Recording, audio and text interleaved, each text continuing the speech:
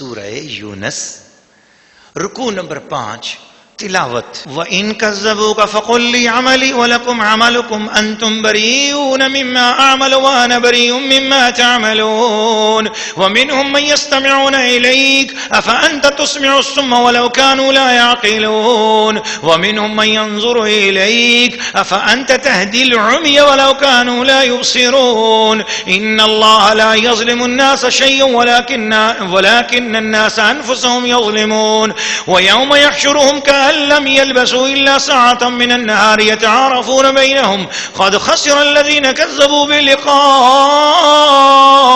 الله وما كانوا مهتدين وإما نرينك بعد الذين نعدهم أو نتوفينك فإلينا مرجعهم ثم الله شهيد على ما يفعلون ولكل أمة رسول فإذا جاء رسولهم قضي بينهم بالقسط وهم لا يظلمون ويقولون متى هذا الوعد إن كنتم صادقين قل لا أملك لنفسي ضرا ولا نفعا إلا ما شاء الله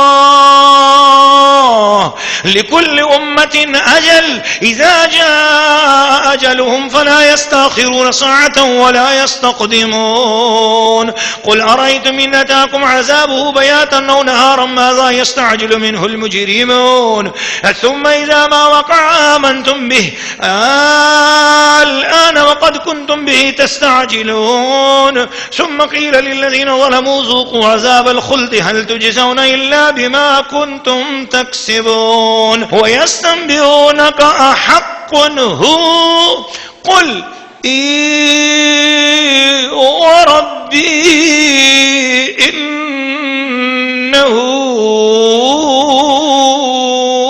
لحق وما أنتم بمعجزين. سورہ یونس رکوع نمبر 5 ترجمہ کنز الایمان. اور اگر وہ تمہیں جھٹلائیں تو فرما دو کہ میرے لیے میری کرنی اور تمہارے لیے تمہاری کرنی یعنی اعمال. تمہیں میرے کام سے علاقہ نہیں اور مجھے تمہارے کام سے تعلق نہیں. اور ان میں کوئی وہ ہیں جو تمہاری طرف کان لگاتے ہیں تو کیا تم بہروں کو سنا دو گے اگرچہ انہیں عقل نہ ہو؟ اور ان میں کوئی تمہاری طرف تکتا ہے کیا تم اندھوں کو راہ دکھا دو گے اگرچہ وہ نہ سوجے؟ بے شک اللہ لوگوں پر کچھ ظلم نہیں کرتا. ہاں لوگ ہی اپنی جانوں پر ظلم کرتے ہیں. اور جس دن انہیں اٹھائے گا گویا دنیا میں نہ رہے تھے مگر اس دن کی ایک گھڑی آپس میں پہچان کریں گے کہ پورے گھاٹے میں رہے وہ جنہوں نے اللہ سے ملنے کو جھٹلایا اور ہدایت پر نہ تھے. اور اگر ہم تمہیں دکھا دیں کچھ اس میں سے کہ جو انہیں وعدہ دے رہے ہیں یا تمہیں پہلے ہی اپنے پاس بلا لیں بہرحال انہیں ہماری طرف پلٹ کر آنا ہے پھر اللہ گواہ ہے ان کے کاموں پر. اور ہر امت میں ایک رسول ہوا جب ان کا رسول ان کے پاس آتا ان پر انصاف کا فیصلہ کر دیا جاتا اور ان پر ظلم نہیں ہوتا. اور کہتے ہیں کہ یہ وعدہ کب آئے گا اگر تم سچے ہو تو تم فرماؤ میں اپنی جان کے برے بھلے کا ذاتی اختیار نہیں رکھتا مگر جو اللہ چاہے. ہر گروہ کا ایک وعدہ ہے جب ان کا وعدہ آئے گا تو ایک گھڑی نہ پیچھے ہٹیں گے نہ آگے بڑھیں گے. تم فرماؤ بھلا بتاؤ تو اگر اس کا عذاب تم پر رات کو آئے یا دن کو تو اس میں وہ کون سی چیز ہے کہ مجرموں کو جس کی جلدی ہے؟ تو کیا جب ہو پڑے گا اس وقت اس کا یقین کرو گے؟ تو کیا اب مانتے ہو پہلے تو اس کی جلدی میں چاہ رہے تھے پھر ظالموں سے کہا جائے گا ہمیشہ کا عذاب چکھو تمہیں کچھ اور بدلہ نہ ملے گا مگر وہی جو کماتے تھے. اور تم سے پوچھتے ہیں کیا وہ حق ہے؟ تم فرما دو ہاں میرے رب کی قسم بے شک وہ ضرور حق ہے اور تم کچھ تھکا نہ سکو گے. سورہ یونس رکوع نمبر 5 تفسیر. ناظرین و ناظرات سامعین و سامعات پچھلے سورہ یونس کے رکوع نمبر 4 میں قرآن مجید کی عظمت کی بات ہو رہی تھی اور اسی بات کو آگے چلاتے ہوئے اللہ کریم نے اس رکوع کا آغاز حضور سے کر دیا. میں نے آپ کو بولا کہ گستاخ توحید گستاخ قرآن اور گستاخ الہی گستاخ رسول گستاخ قرآن گستاخ الہی یہ تینوں کا دفاع اللہ کریم بیک وقت فرماتا ہے. اور یہاں پر پہلے قرآن کی بات ہو گئی اللہ پاک نے اپنی بات فرمائی قیامت کا ذکر کیا اس کے حق ہونے کی بات کی اب اس رکوع کا آغاز وَإِن كَذَّبُوكَ، اے حبیب اگر وہ آپ کو جھٹلا رہے ہیں. اب حضور کی کیا دعوت تھی، کیا چیز تھی حضور صلی اللہ علیہ وسلم کا؟ ان کے ساتھ کوئی زمین کا معاملہ تو نہیں تھا، کوئی دنیا کی بات تو نہیں تھی. حضور نے ان سے کوئی دنیا کی چیز تو نہیں مانگی تھی، کچھ بھی تو نہیں مانگا. حضور تو ان کو دینے آئے تھے. مانگنا کیا تھا حضور نے؟ اور حضور کس سے مانگیں گے؟ اور کون ہے جو حضور کو دے گا؟ حضور کو دو دینے والا صرف اللہ ہے. حضور تو ساری کائنات کو بانٹنے والے ہیں.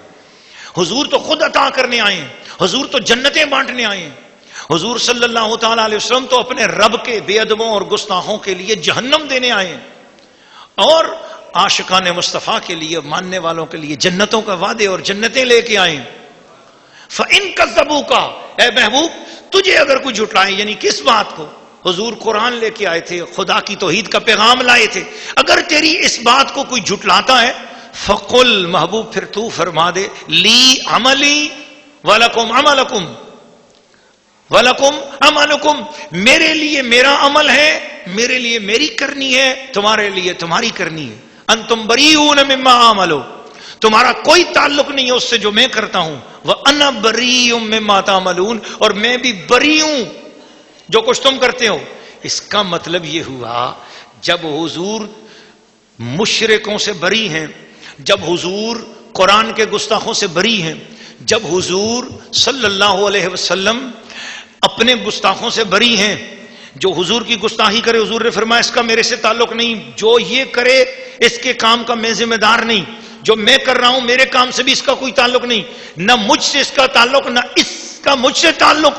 اب اسی چیز کو آپ اسی آیت کا منطق، علم منطق کے اندر مفہوم مخالف لے کر اس کی تفسیر علم منطق کے اصول مفہوم مخالف کے طور پر لے لو، تو اس کی تفسیر یہ بنی کہ اے محبوب پھر جو گستاخ الہی ہے اس کے ساتھ تیرا تعلق نہیں، گستاخ قرآن سے تیرا تعلق نہیں، گستاخ رسول سے تیرا تعلق نہیں، معاندین سے تعلق نہیں، مشرکین سے تعلق نہیں، منافقین سے تعلق نہیں، کافرین سے تعلق نہیں. تو پھر محبوب اس کا مطلب یہ ہوا کہ جو تجھے مان لے، جو قرآن کو مان لے، جو اللہ کو ایک مان لے، اس سے پھر مصطفیٰ کا تعلق بھی ہے. پھر مصطفیٰ اس سے بری نہیں ہے، پھر مصطفیٰ اس کے کام سے تعلق رکھتا ہے اور وہ مصطفیٰ کے کام سے تعلق رکھتا ہے. وہ محمد کے کام سے تعلق رکھتا ہے، محمد ان کے کام سے تعلق رکھتے ہیں. پھر اللہ کے نبی جان دو عالم، جان قرآن، نور قرآن محمد الرسول اللہ صلی اللہ علیہ وآلہ وصحبہ وبارک وسلم اس کے سرپرست ہیں، اور وہ حضور کا غلام ہے جو اللہ کو مان لیتا ہے. پھر فرمایا ان میں سے کوئی تیری طرف کان بھی لگا کے سنتے ہیں کیا کہہ رہے ہیں حضور. تو جس کے دل میں بے ادبی ہے محبوب وہ تیری بات سنے گا تو اسے کیا ملے گا؟ اس سے کان اندھے ہیں. اس کا مطلب یہ ہے کان بہرے ہیں، آنکھیں اندھی ہیں. اس کا مطلب یہ ہوا کہ حضور کی بات سننے سے پہلے کانوں میں ادب کی کوئی بات ہونی چاہیے، کان میں ادب اور تعظیم ہو. حضور کی طرف دیکھنے سے پہلے آنکھ میں ادب اور تعظیم ہو. حضور کی بات سمجھنے سے پہلے دل میں ادب اور تعظیم ہو. دل میں ادب اور تعظیم ہوگی تو پھر وہ بات سمجھ میں آئے گی. دل میں ادب نہ ہوگا تو حضور کی باتیں سنتے رہو گے تو سمجھ میں نہیں آئے گی. ایک بڑے خوبصورت انداز میں کسی نے کہا کہ دماغ میں تیرے بیان میں نقطہ توحید آ تو سکتا ہے، جی بیان میں نقطہ توحید آ تو سکتا ہے، تیرے دماغ میں بت خانہ ہو تو پھر کیا کہیے. اس لیے اگر دماغ میں گستاخی بھری ہوئی ہو تو سارا قرآن پڑھ جائیں ان کو ادب نہیں آتا.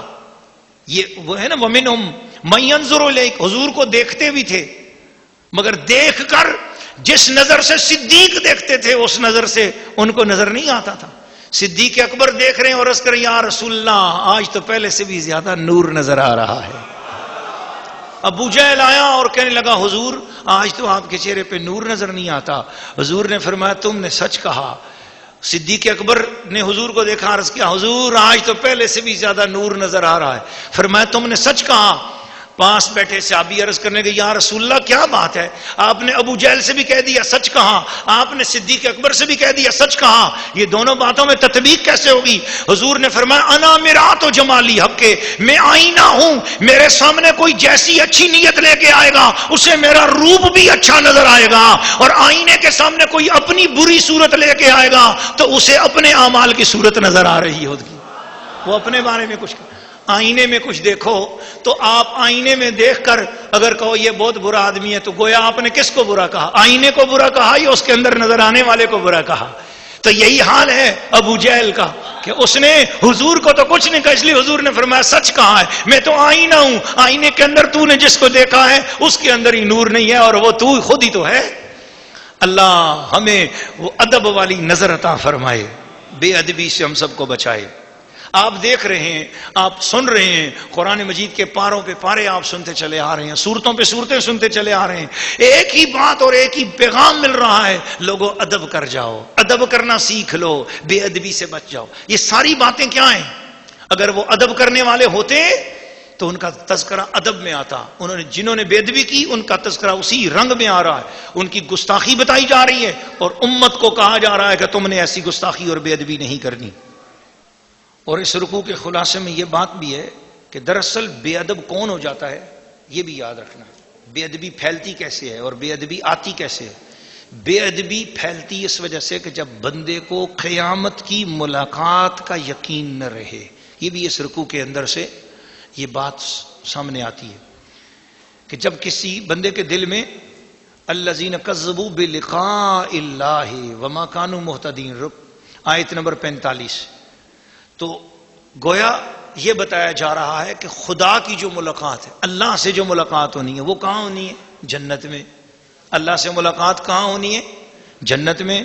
تو گویا وہ جنت کا انکار کر رہا ہے، اسے جنت کی نعمتوں کی پرواہ نہیں، وہ دنیا کی نعمتوں میں ہی لذت سمجھ رہا ہے، سب کچھ یہی ہے۔ آپ یقین جانیے ناظرین و ناظرات، میں جاتے جاتے ایک بات کر رہا ہوں، اس رکوع کے اختتامی تفسیر کے اختتامی کلمات ہیں۔ حضور صلی اللہ علیہ وسلم کی ایک حدیث شریف مجھے یاد آ گئی ہے، سرکار دو عالم صلی اللہ علیہ وآلہ وبارک وسلم نے ارشاد فرمایا کہ اگر جنت کی حور کا جنت کی نعمتوں میں سے کسی ایک نعمت کا کوئی ایک بال بھی اس دنیا میں آ جائے تو قیامت تک اس دنیا سے رات اور اندھیرا ختم ہو جائے۔ ایک بال بھی، لا عین رات ولا اذن سمعت، جنت ایسی حسین و جمیل ہے کہ کوئی آنکھ اس کا تصور نہیں کر سکتی، کوئی کان اسے سنا نہیں سکتا، سن نہیں سکتا، اتنی حسین و جمیل ہے جنت۔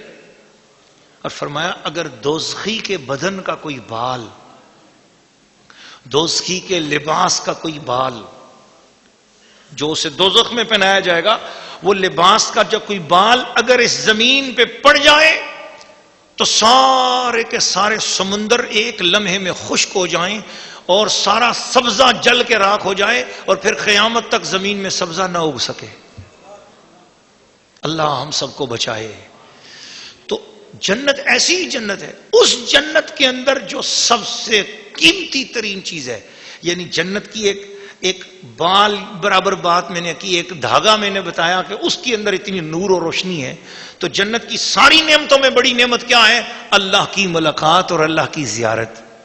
ایک حدیث شریف میں نے پڑھی، مجھے پھر وہ بھی یاد آ گئی اس موقع پر کہ جنت میں بازار لگے گا، جمعرات والے دن دربار لگے گا، جمعے کو دربار لگے گا، جمعرات جمعے کو دربار ہوں گے، جمعرات والے دن حضور صلی اللہ علیہ وسلم کا دربار سجے گا، اور جمعہ والے دن اللہ کریم اپنا دربار لگائے گا۔ وہ جنت سے آگے ایک میدان ہے مزید، اس میں ایک دربار لگے گا، اس میں رب کریم خود جلوہ افروز ہوگا اور تمام انبیاء کو بٹھایا جائے گا اور تمام انبیاء کے سامنے تمام جنتیوں کو بٹھایا جائے گا، سارے جنتی بیٹھیں گے۔ جمعے کا دن ہوگا، اللہ کریم جبرائیل سے کہے گا جبرائیل قرآن سناؤ، جبرائیل قرآن پڑھے گا، پھر اللہ پاک تمام جتنے لوگوں نے زندگی میں جو قرآن جتنا قرآن جس نے یاد کیا ہے، اللہ ان سب سے کہے گا قرآن سناؤ، میں سنتا ہوں۔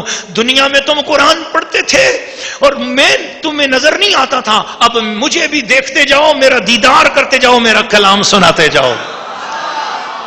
اس وقت حفاظ کلام پڑھیں گے، قراء کلام پڑھیں گے، مفسرین قرآن پڑھیں گے، اس وقت علماء قرآن پڑھیں گے. پھر جس کو جتنا زیادہ درجہ ہوگا وہ قرآن پڑھتا جائے گا. سب پڑھیں گے اس دن، سارے انبیاء قرآن پڑھیں گے. آخر میں اللہ اپنے محبوب سے کہے گا اے محبوب سب نے قرآن پڑھا ہے، اے قرآن والے رسول اب آپ بھی قرآن سنائیے. اس وقت حضور قرآن سنائیں گے. وہ کیا منظر ہوگا جب حضور قرآن سنائیں گے. اللہ اس منظر کی توفیق ہمیں بھی عطا فرمائے. اللہ اس مجلس کی ہمیں بھی زیارت عطا فرما. اے اللہ ہم اپنے عمل کے لیے حسیس قابل تو نہیں ہے، اپنی اوقات تو نہیں ہے اتنی بڑی بات مانگنے کی، مگر تیرے فضل سے بعید بھی نہیں ہے مولا. تو اپنے فضل و کرم کے ساتھ ہمیں بھی اس مجلس کی رسائی عطا فرما. پھر جب حضور قرآن سنائیں گے تو کائنات مست ہو جائے گی، کائنات میں ایک نور آ جائے گا. اب حضور سے اللہ فرمائے گا اے لوگوں دیکھو اب مجھے میری زیارت بھی کرو، اب اپنا قرآن میں خود سناتا ہوں. سبحان اللہ. اللہ اللہ اللہ محبت والو، اللہ پاک ہمیں اس کی توفیق عطا فرمائے. بولو ایسی ملاقات کو جو لوگ جھٹلا رہے ہوں، جو حضور کی اس بات پہ بھی یقین نہ کرتے ہوں، وہ لوگ عذاب کے قابل ہیں کہ نہیں؟ تو گستاخ اس وقت بن جاتا ہے جب بندے کو اس طرح کی باتیں سن کر لذت نہ آئے، ایمان نہ پیدا ہو، اس کا دل خوش نہ ہو، اس کا دل ان نعمتوں کے ساتھ خوش نہ ہو رہا ہو. یہ خدا کی نعمتیں ہیں. سن کر جس کا دل خوش ہوا ہے وہ ذرا بولے نا سبحان اللہ. آپ کا دل خوش ہو رہا ہے نا، اللہ کتنے کرم سے نوازے گا. کیا ہمارا کوئی عمل ہے اس قابل کہ ہم ایسی نعمت کو پا سکیں؟ اور اگر وہ ایسی نعمت ہمیں نصیب ہو جائے تو کیا ہمارے نیارے ہو جائیں گے. حضور کی شفاعت پر ہمیں بھروسہ ہے. اے اللہ تیرے فضل پر بھروسہ ہے کہ وہ دن ہمیں ملے گا کہ تو قرآن سنائے گا اور ہم قرآن سنیں گے. آمین آمین.